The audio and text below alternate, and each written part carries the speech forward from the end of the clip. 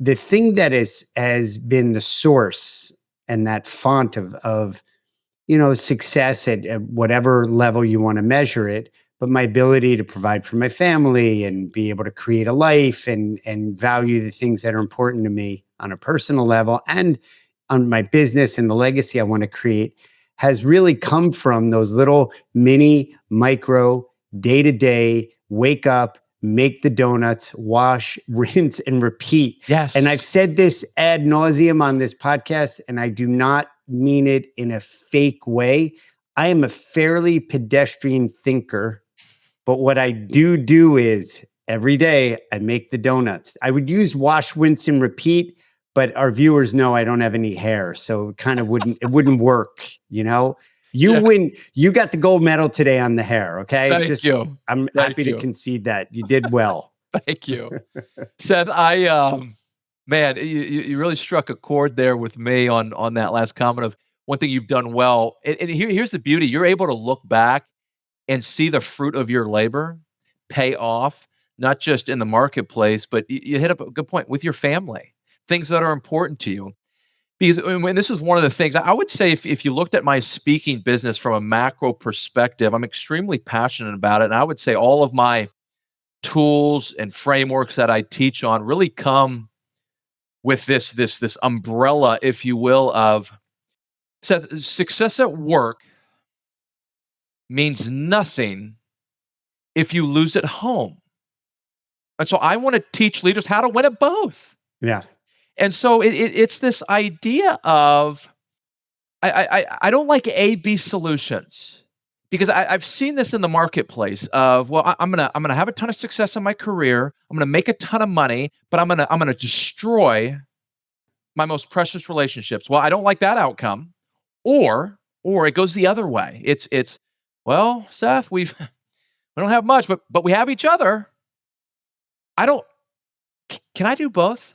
Can I have enjoyment and health and strong family relationships and have a successful career? Right. See, that's the challenge. I want both, not either or. And I think that, I don't think that this is a modern or a new idea. Right. I think it's being embraced and having its moment right now, whether it's millennials or the generation that comes after them or hybrid work or post-pandemic. But I do think that it is a mindset. It's not binary, A, B. It's not either or. It can be both and. Yeah. But again, that's a hard thing. It doesn't come, that comes with going to bed at the same time, being consistent in your diet, being consistent and staying connected. And like you said, I love the metaphor when it's sunny and, things are going well. Things are going well, and the wind is at your back. Everything's cool, but it's those moments. Here's my question, consistency, it's boring. It's not sexy. It does yield the results. We borrow this great wisdom. We make it our own. We acknowledge where we borrow it from. But, the consistency aspect, Johnny, and where we're able to access knowing that it's going to harvest something is a mindset. So I go back to the beginning of this conversation. It's a frame of mind.